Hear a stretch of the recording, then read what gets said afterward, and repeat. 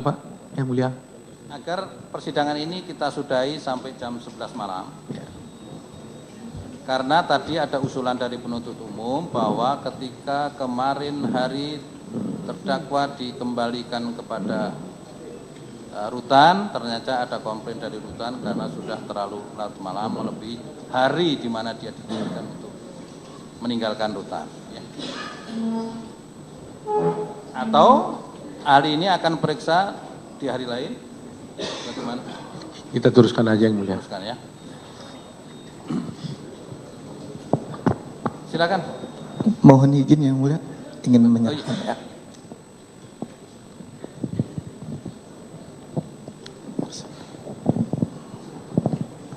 Sebelumnya saya tanyakan apa ahli termasuk yang telah diperiksa dan masuk dalam berita acara penyidikan polisi? Tidak ada. Tidak ada. Tidak ada ya? Oh, saya pernah dulu waktu kasus Buyat yang mulia. Enggak, yang untuk Oh, yang ini tidak. Tidak ada ya? Iya, tidak ada. Silakan penasihat hukum. Baik, terima kasih yang mulia. Pertama-tama atas nama klien kami Jessica dan tim penasihat hukum mengucapkan terima kasih ya atas kehadiran ahli yang berkenan hadir persidangan ini untuk membantu pengadilan untuk mencari terangnya suatu perkara. Dan selanjutnya kami tidak akan panggil saudara, namanya kan Dr. Rernat Budiawan, tapi kami akan panggil sebagai ahli. Saudara ahli bisa menjelaskan sedikit bagaimana tentang kurikulum PT saudara? Baik. Mohon izin yang mulia. Silakan. Ya, saya Budiawan, pendidikan terakhir adalah program doktor di Universitas Würzburg di Jerman, khususnya bidang Institut Portoksikologi. Jadi tentang bicara mengenai masalah racun-racun bahan kimia di dalam organisme tubuh manusia. Dan itu memang departemen khusus di Jerman itu untuk mereka-mereka khusus yang berbasis kimia untuk bisa lebih dekat mic-nya. Jadi kami lulus di Institut Portoksikologi di Jerman di Universitas Würzburg dan kemudian S1 saya memang kimia dan karena dulu programnya adalah program yang bisa lanjut dalam proses itu, maka kami bisa memasuki program khusus mengenai PhD itu. Dan pengalaman kami selama ini melakukan suatu kegiatan-kegiatan yang risetnya juga dan juga ngajar di UI sebagai pengajar bahan kimia berbahaya dan toksikologi. Dan juga selama ini kami membantu juga pemerintah sebagai hal ini mengkonsultasi tentang bahan-bahan kimia yang beracun dan berbahaya. Dan juga ikut berbagai seminar dan juga pelatihan-pelatihan baik yang di luar negeri, di Amerika, di Jepang, di Korea, bahkan juga di Jerman juga. Banyak kegiatan-kegiatan yang kami lakukan selama ini dalam bentuk hasil riset-riset kami khusus bidang toksikologi, sudah dipublish internasional, dan juga selama ini kami memang melakukan riset-riset khususnya tentang bahan kimia berbahaya dalam konteks bahaya terhadap manusia dalam kaitan dengan toksikologi. Itu yang selama ini kami lakukan dan juga penghargaan-penghargaan selama ini kami dapatkan berdasarkan riset-riset yang telah kami kembangkan. Dan juga kami selama ini juga mendapatkan hibah-hibah penelitian dari pemerintah maupun di luar negeri dalam riset-riset yang berkaitan bahan-bahan yang beracun tersebut. Demikian. Baik. Tadi saudara mengatakan saudara PhD atau doktor dari Jerman mengenai toksikologi, khususnya mengenai bahan-bahan kimia yang berada di dalam tubuh manusia. Benar. Begitu ya. Berapa lama saudara mendalami itu? Ya, saya mendalami sekitar 4 tahun. Ya. Oh, ambil PhD-nya 4 tahun. PhD-nya 4 tahun dan juga tentunya ada di extend dalam pengertian kami mendapatkan beasiswa tambahan karena sudah selesai diperkerjakan lagi selama 2 tahun di Jerman. S2 saudara di mana? S2 sebenarnya dulu proses begini, bahwa kami dalam hal ini dapat kesetaraan dengan diuji dulu sebelum masuk program PhD, jadi ada kesetaraan atau kesamaan, jadi kami sebenarnya dapat diplom kimia. Jadi tidak ada istilah S2 di sana, Tapi kesetaraan kami bisa langsung dikatakan sebagai suatu program yang bisa memasuki program doktor.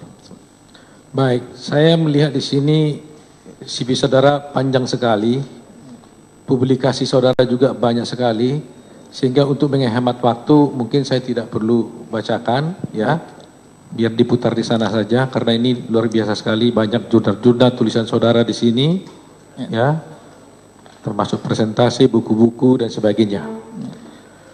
Baik, saya langsung masuk saja ke masalah. Sebelum saudara hadir di sini, saya kan sudah memberikan data-data kepada ahli. Ya. Data itu seperti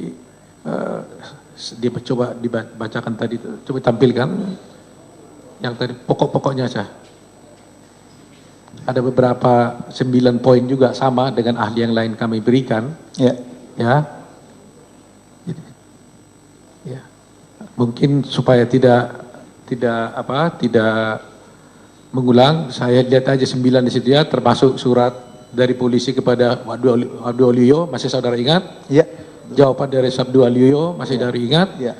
Surat penyitaan terhadap lambung, cairan lambung di pipet. Betul. Kemudian hasil laboratorium dari Laprim Polri. Ya. Terus kemudian juga berita acara daripada ahli Gel-Gel. Ya. Terus juga berita acara daripada Nur Sarman. Ya. Visum repertum saudara kami berikan juga. Ya. Ya. Terus saya kira itu 9 poin ya, saya akan berikan kepada saudara.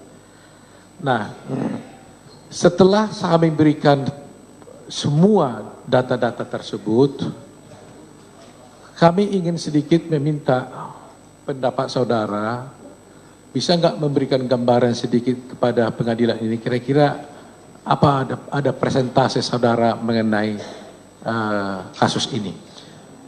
Baik, dari kasus ini sebenarnya ada suatu pelajaran yang baik bagi kita, bahwa ketika seseorang keracunan atau dikatakan diduga kematian oleh suatu zat racun,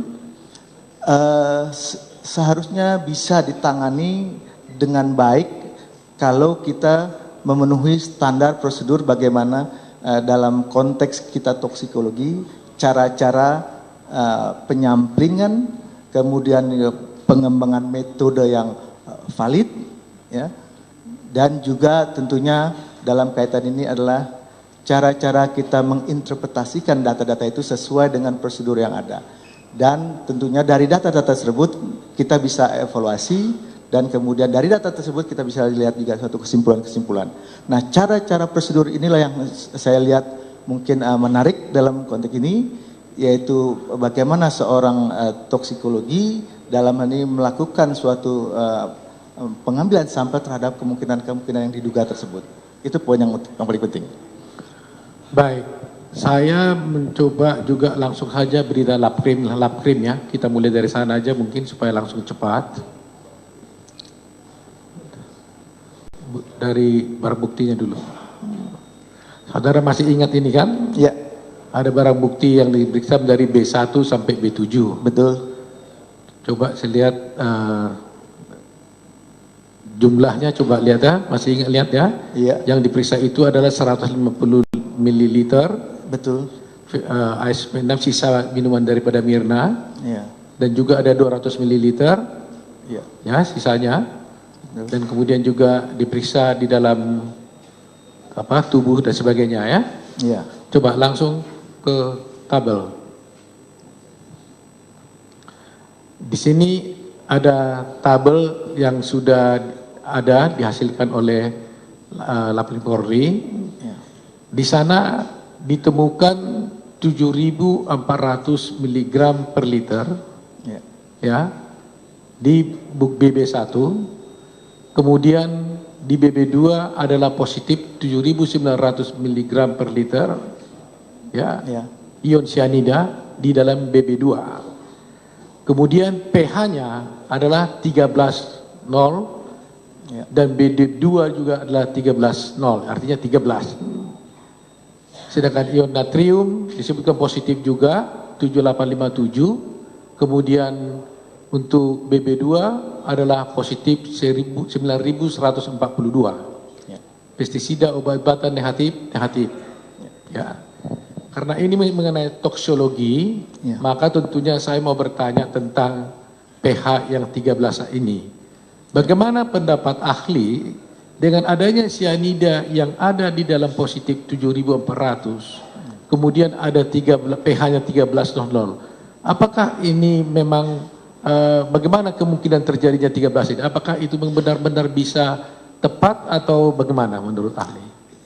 Baik, terima kasih Yang Mulia. Pada prinsipnya dalam kita menggunakan aspek toksologi tidak juga boleh melepaskan apa yang namanya quality assurance. Artinya apa? Bahwa metode itu ketika kita ingin melakukan pengukuran-pengukuran maka kita harus verifikasi metode tersebut dan kita harus yakin bahwa metode tersebut valid atau tidak.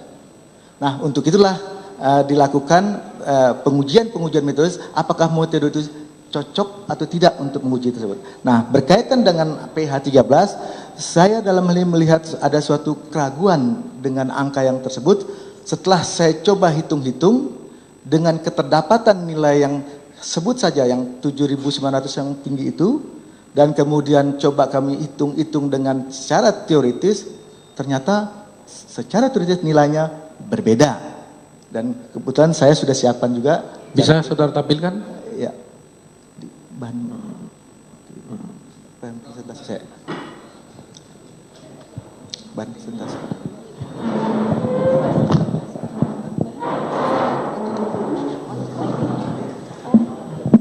Tadi sama.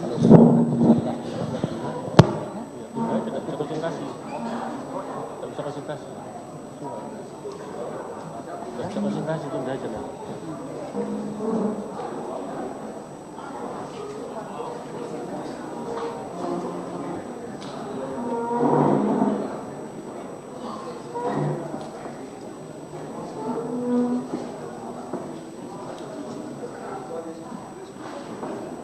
Ada apa tuh?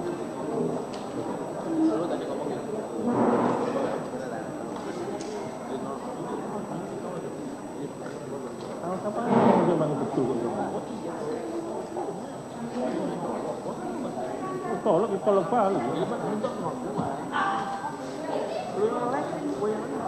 Kita aja loh bro. Dulu beli pisau 2 gitu. Ayo kita taruh siapa yang mati nanti. Ya?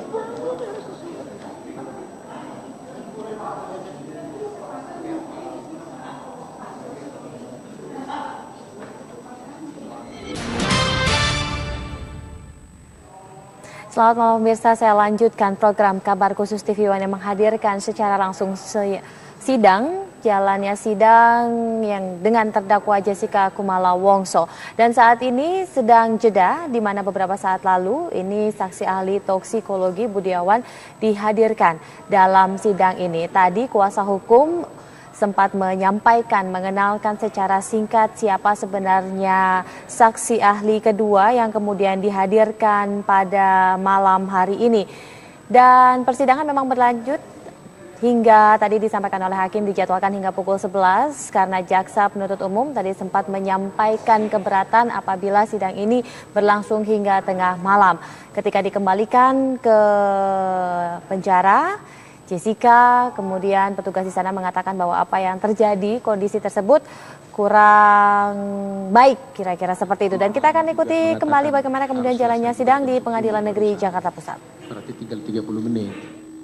Maka kami pikir lebih bagus mungkin ini harus ditunda karena tanggung, kalau hanya 30 menit. Tetapi dengan permohonan yang mulia, apabila kami dapat diberikan tambahan waktu 1 hari lagi nanti, karena saksi kami masih banyak, sedangkan yang baru diperiksa sedikit sekali karena satu dan lain hal. Terima kasih yang mulia, ini permohonan kami. Bagaimana Bapak Ali ya? Sudah dengar sendiri ya? Ya. Jadi untuk kali ini tidak bisa diteruskan karena 2 alasan tadi. Kalau diteruskan sampai jam 11 takutnya keterangan ahli terpotong kata penasihat hukum sehingga tidak maksimal. Nanti persidangan yang kadang mesti menjadi mengulang lagi.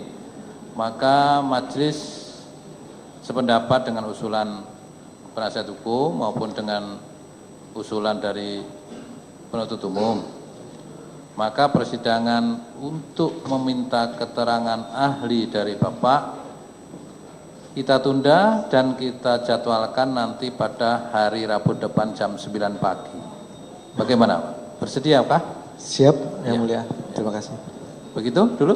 Ya. Terima kasih. Kami persilakan Bapak meninggalkan ruang sidang.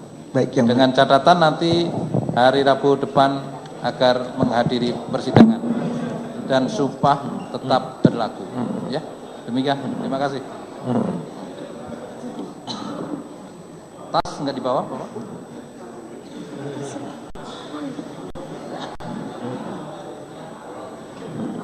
Ya. Silakan terdakwa.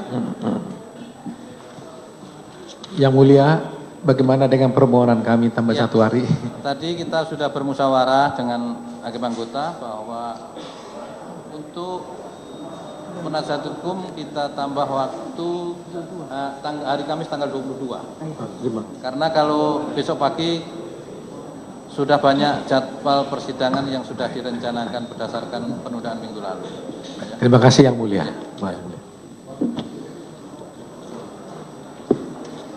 Hari Rabu tanggal 14. Ya, sidang hari ini kita akhiri sampai di sini dan kita tunda, kemudian ditetapkan lagi. Sidang yang akan datang nanti hari Rabu tanggal 14 September 2016 jam 9 pagi. Diperintahkan kepada penuntut umum untuk menghadirkan terdakwa. Sidang saya nyatakan ditutup.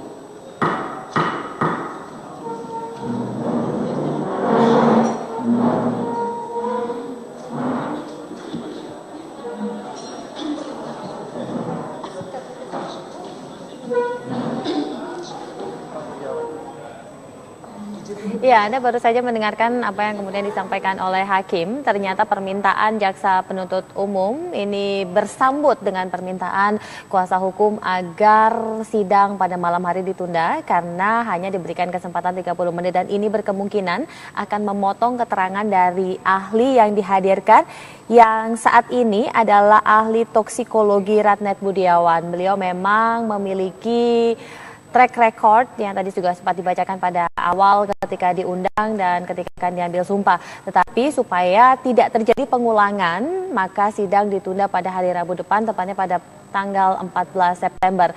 Dan saat ini memang kalau kita melihat bagaimana kemudian kondisi di sana sudah mulai berbenah. Dan sebelum ada Ratnet Budiman, tadi juga dihadirkan ahli patologi forensik Jaya Surya Atmaja. Anda pun juga tadi sudah mendengarkan apa saja kemudian yang disampaikan oleh Jaya Surya Atmaja di mana sempat terjadi ketegangan selama persidangan berlangsung baik dari jaksa penuntut umum maupun dari kuasa hukum. Keduanya sama-sama meninggikan suara. Dan ini tentunya membuat suasana makin memanas. Kita masih akan kembali sesaat lagi, jangan kemana-mana, tetaplah bersama kami di Kabar Khusus TV One.